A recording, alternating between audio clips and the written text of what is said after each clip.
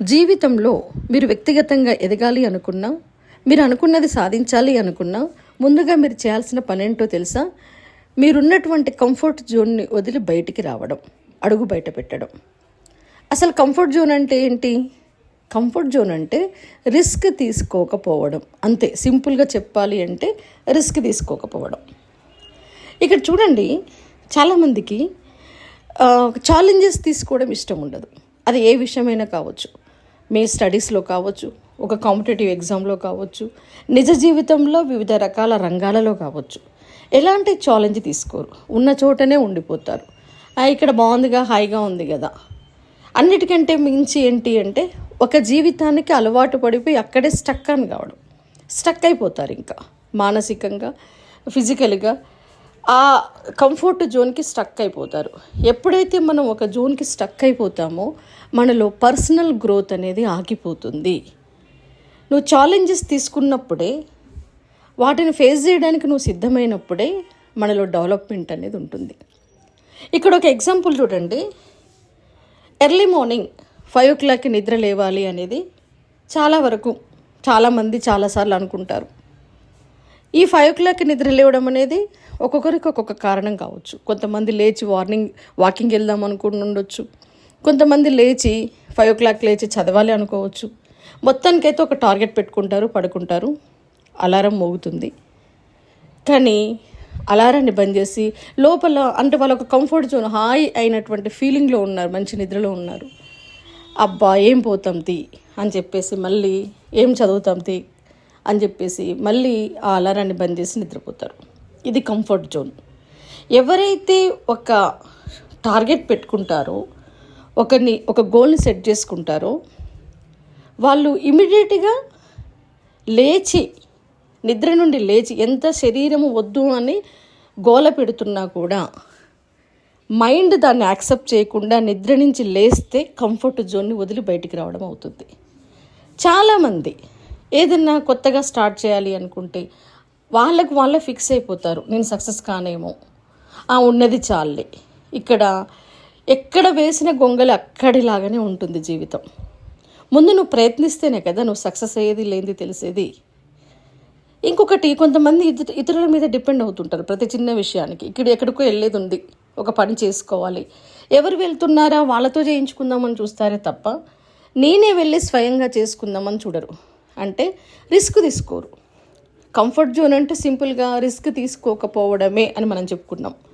ఏ పనైనా ఇతరుల మీద డిపెండ్ అయిపోయి వాళ్ళతో చేంజ్ చేసుకోవడం. అదే మనం స్వయంగా చేసుకోవడం వలన మనకి ఆ పని ఎలా కంప్లీట్ చేసుకోవాలి అనే విషయంలో మధ్యలో చాలా విషయాలు మనకు తెలుస్తాయి. లోక జ్ఞానాన్ని విస్తరించుకోవడం అంటే అదే. మనం చేసుకున్నప్పుడు మనకి చాలా విషయాలు తెలుస్తాయి. ఒక మార్గం, ఒక డెస్టినేషన్ ఉంది, మనమే నడుచుకుంటూ వెళ్తున్నాం, మనమే స్వయంగా వెళ్తున్నప్పుడు ఏం చేస్తాము, ఆ డెస్టినేషన్ రీచ్ అవ్వడానికి కొత్తగా వెళ్తున్నాం, కొన్ని ల్యాండ్ మార్క్స్ గుర్తుపెట్టుకుంటాం, దారిలో ఏమున్నాయనేది చూస్తాం, అటు ఇటు చూస్తాం, అంటే పరిసరాలని పరిశీలిస్తాం.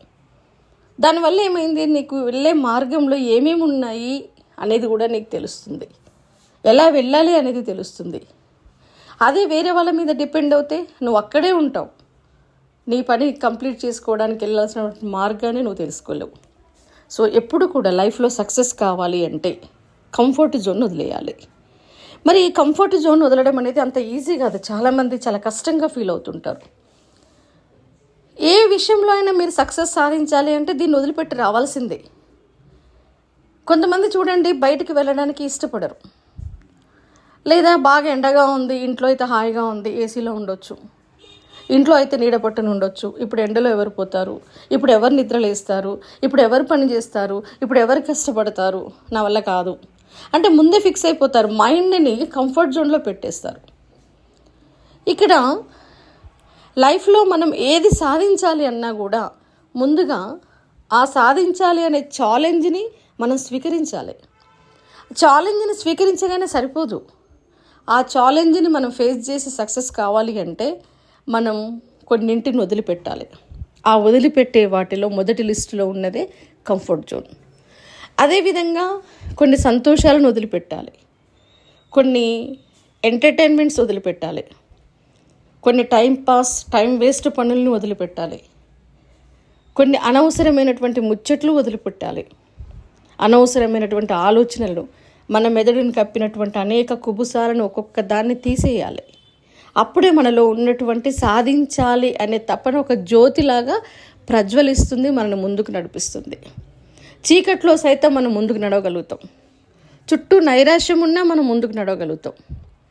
ఎట్టి పరిస్థితుల్లోనూ ఎన్ని అవాంతరాలు ప్రతికూలాలు ఎదురైనా మనకు ముందు నడగలుగుతాం. ఎప్పుడు మన మనస్సులో మనం సాధించాలి అనుకున్నటువంటి, మనం ఎదగాలి అనుకున్నటువంటి కసి తపన ఒక జ్యోతిగా వెలుగుతున్నప్పుడే, అంటే దట్ ఈజ్ బర్నింగ్ డిజైర్ అంటున్నాం. అది ఉన్నప్పుడే మనం ఏదైనా చేయగలుగుతాం. అలా కాకుండా ఇక్కడ బాగానే ఉందిలే, ఇక్కడే ఉండిపోదాంలే, ఏదో పని చేసుకుని బ్రతుకుదాంలే, ఉన్నది చాలులే, ఓకే, లేదా వాళ్ళు ఉన్నటువంటి అక్కడ వాళ్ళ మనసుకి, వాళ్ళ శరీరానికి ఇంకా చెప్పాలి అంటే దీని అంతటిని లేజినెస్ అనొచ్చు. కంఫర్ట్ జోన్ ఒక రకమైనటువంటి లేజినెస్సే.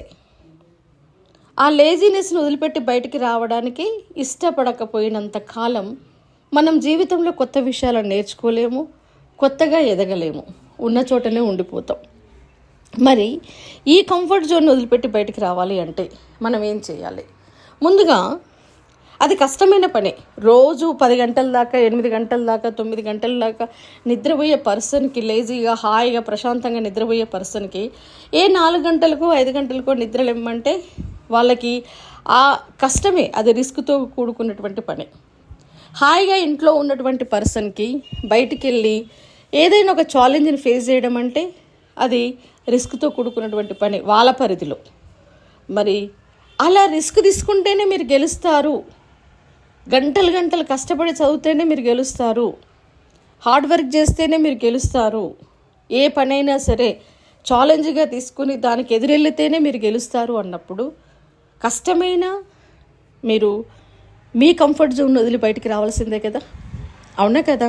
కాబట్టి కంఫర్ట్ జోన్ వదిలిపెట్టడానికి ముందుగా చిన్న బేబీ స్టెప్స్ స్టార్ట్ చేయాలి. అంటే ఒకేసారి మీరు ఇప్పుడు ఫర్ ఎగ్జాంపుల్ డైలీ 8 గంటలకు నిద్రలేసే పర్సన్కి ఒకేసారి 3 గంటలకో 4 గంటలకో నిద్ర లేవకుండా ఫస్ట్ ఒక గంట నిద్ర తగ్గించడం.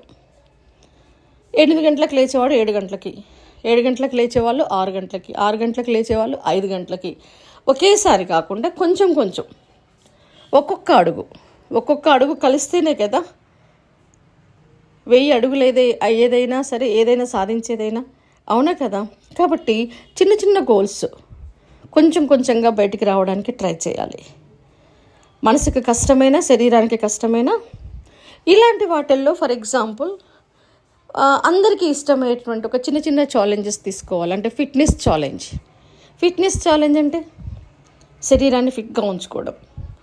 అంటే దానికోసం ఏం చేస్తాం మనం? చిన్నగా జిమ్లోకి వెళ్ళడము, ఎక్సర్సైజ్ చేయడము, ఓకే, ఏదన్నా ఫ్రెండ్స్తో కలిసి నడవడానికి వెళ్ళడం, ఇలా అన్నట్టు వాకింగ్కి వెళ్ళడం, ఇలా.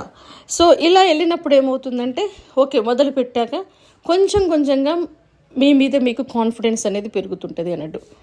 సో ఫిట్నెస్ ఛాలెంజెస్ అనేటివి ఇక్కడ ఓన్లీ కంఫర్ట్ జోన్ నుండి ఎక్స్పాండ్ అవ్వడానికి మాత్రమే కాదు, మన యొక్క ఫిజికల్ హెల్త్ అండ్ మెంటల్ హెల్త్ని కూడా ఇంప్రూవ్ చేస్తుంది. కాబట్టి ముందుగా ఫిట్నెస్ ఛాలెంజెస్ పెట్టుకోండి ఎవరికి వాళ్ళు. కేవలం ఈ ఛాలెంజెస్ అనేటివి ఆ జోన్ నుంచి బయటపడమే కాకుండా మనకి 2 రకాలుగా physical health and mental health. ఎప్పుడైతే physical health and mental health పెరిగిందో మనలో ఉన్నటువంటి స్ట్రెస్ అనేది తగ్గిపోయి ఆటోమేటిక్గా మనలో పాజిటివ్ వైబ్స్ అనేటివి స్టార్ట్ అవుతాయి. ఇంకొకటి, ఈ కంఫర్ట్ జోన్ నుంచి బయటికి రావాలి అంటే మనం రొటీన్ లైఫ్ నుంచి బయటికి రావాలి. కొంతమంది లైఫ్ ఎలా ఉంటుందంటే అదే లైఫ్, అక్కడే ఏ ఉద్యోగం సాధించిన, గొప్ప ఉద్యోగాలు సాధించిన వాళ్ళైనా, ఎవరైనా సరే, ఉద్యోగాలైనా వ్యాపారాలైనా చిన్న ఇంకా ఏవి రంగంలో ఉన్న వాళ్ళైనా ఆ రంగంలో అక్కడే ఆగిపోతారు. అంతకు మించి బయటికి రారు. అంటే ఒక రిమోట్ లాగా, అంటే దీన్నే మనం వర్కింగ్ రిమోట్లీ అంటాం కదా, అదే పని, అదే జీవితం, అదే అంతే. సో ఎప్పుడైతే మనం ఉన్నటువంటి ప్రపంచం నుంచి, మనం ఉన్నటువంటి రొటీన్ లైఫ్ నుంచి కాస్త అడుగులు బయటికి వేస్తామో కొత్త ప్రపంచాన్ని, కొత్త మనుషుల్ని, కొత్త వ్యాపకాలను చూస్తుంటాం. మైండ్ రిఫ్రెష్ అవుతుంటుంది. సో ఆటోమేటిక్గా మనలో పాజిటివ్ వైబ్రేషన్స్, కొత్తది నేర్చుకోవాలన్న తపన, కొత్త మనుషులతో కలిసినప్పుడు జీవన విధానంలో నాగరికత అనేది ఎలా, సివిలైజేషన్ ఎలా స్ప్రెడ్ అయింది అంటే, ఇప్పుడు మనం ఒక ఇంట్లో ఉన్నాం, మనం మన ప్లేస్లో ఉన్నాం, కొత్త ప్లేస్కి ఒకరింటికి వెళ్ళాం, వాళ్ళు అలంకరించుకున్న విధానం, వాళ్ళ ఇంట్లో సెట్ చేసుకున్న విధానం, వాళ్ళు ఉన్న దాంట్లో వాళ్ళ ఇల్లు చాలా ప్లెజెంట్గా, హ్యాపీగా, ఎటు చూసినా నీట్గా మనకు అనిపించింది అనుకోండి, ఆటోమేటిక్గా ఏం చేస్తాం, మనం కూడా ఇలా సర్దుకోవాలి అన్న ఒక ఆలోచనకు వస్తాం.